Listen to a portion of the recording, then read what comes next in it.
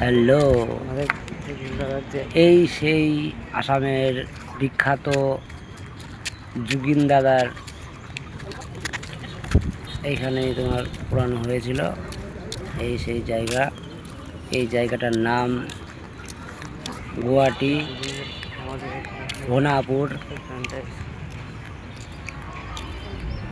এই যে খুব সুন্দর করে সাজিয়ে রাখা হয়েছে এই জায়গাটা।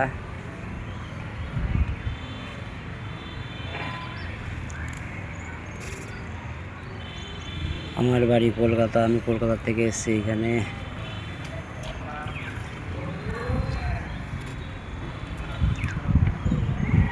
অনেক অনেক দূর থেকে লোক আসে একে শ্রদ্ধাঞ্জলি জানানোর জন্য। সবাই একে খুব ভালোবাসতো, জুবিন দাদাকে। জুবিন দাদা গায়ক বলে একটাই ছিল আসামে।